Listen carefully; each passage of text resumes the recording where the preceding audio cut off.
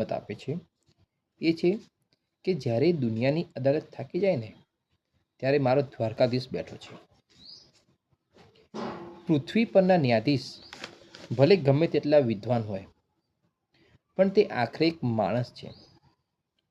માનવીય ન્યાય હંમેશા કાગળ, પુરાવા અને દલીલો પર ટકેલો હોય છે.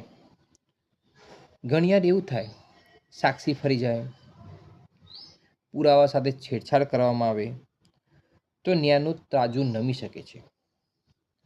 કાયદો આંધળો હોઈ શકે છે, કારણ કે તે માત્ર જુએ છે તેમ બતાવવામાં આવે છે. આ સમયે એક એવું વાક્ય છે જે ઘણું જરૂરી છે કે કાનૂન આંધળો હોઈ શકે છે, પરંતુ મારો કાનુડો નહીં. દ્વારકાધીશનો ન્યાય અંતિમ અદાલત, તેમની અદાલતમાં કોઈ વકીલ કે પુરાવાની જરૂર પડતી નથી.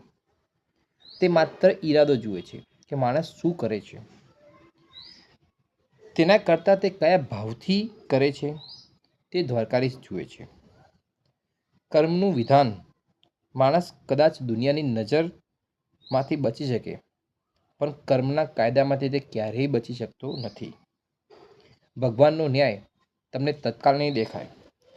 જ્યારે સમય ચક્ર ફરે છે ને ત્યારે સત્ય ઓટોમેટિકલી બહાર આવી જાય છે.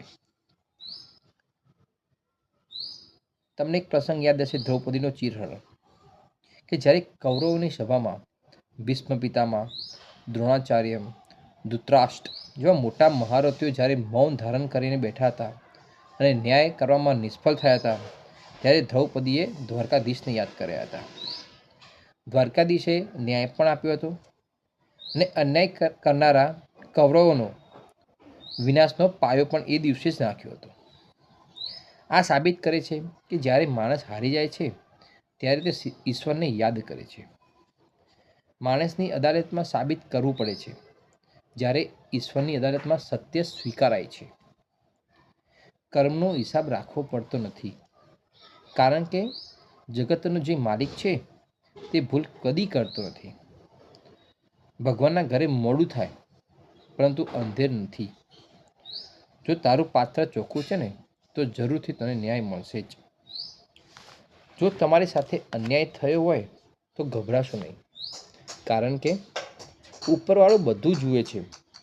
અને જો તમે કોઈની સાથે અન્યાય કરી રહ્યા હોય તો ચેતી જજો, કારણ કે